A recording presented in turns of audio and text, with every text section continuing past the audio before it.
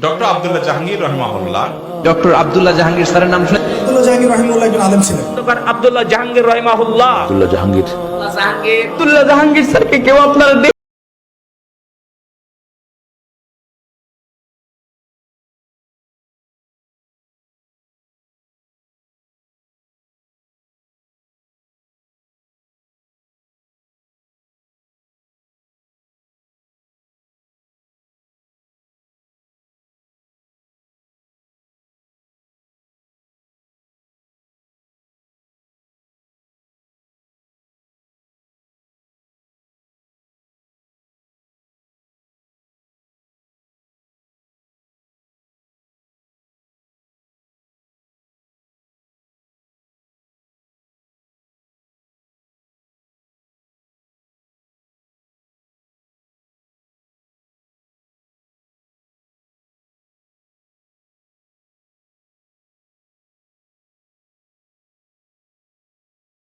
Football, হাডুডু, badminton, volleyball, দৌড়, সাঁতার এগুলো খেলতে হবে।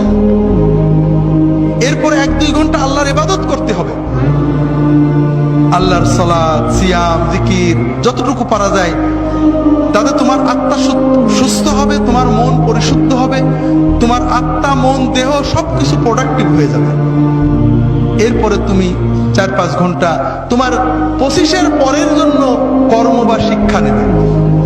এইভাবে যদি তুমি চলো তাহলে তোমার জীবন গতিশীল হবে, তোমার জীবন ইনশাআল্লাহ মৃত্যু পর্যন্ত সচল থাকবে।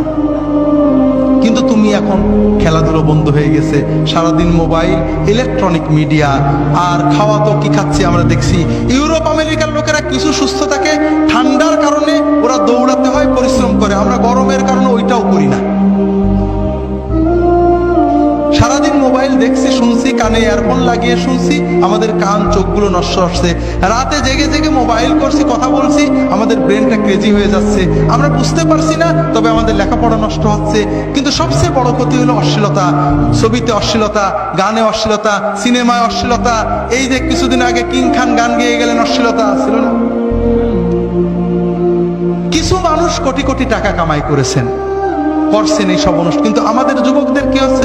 অস্বীকার করার উপায় নেই। তাদের ভিতরে অস্থিরতা জন্ম নেয়। তাদের মনে হয় আমি আরো দেখি, আরো দেখি, টিভিতে বন্ধ হয়ে গেল, দেখি পাশের বাড়ির মেয়ের সাথে দেখা যায় কিনা। এইটা করা ওর অস্থিরতা। ওর পড়তে মন চায় না, ওর মোবাইল করতে মন চায়। ওর মনে হয় গল্প করি, এরপরে ও পাপের পথে চলে যায়। এরপরে হিরোইন ধরে, এরপরে ইয়াবা ধরে, এরপরে লেখাপড়া নষ্ট হয়ে যায়। ওর 25 হতে হতে ওর জীবনটা ক্ষতিগ্রস্ত হয়ে যায়। এর পরের জীবনমৃত হয়ে যায়। বাঁচতেও পারে না, মরতেও পারে না। ও হিরোইন গ্রহণ করে, মাদক গ্রহণ করে। এইভাবে সমাজটা আস্তে আস্তে ধ্বংস হয়ে যাচ্ছে, ঠিক না ভাই?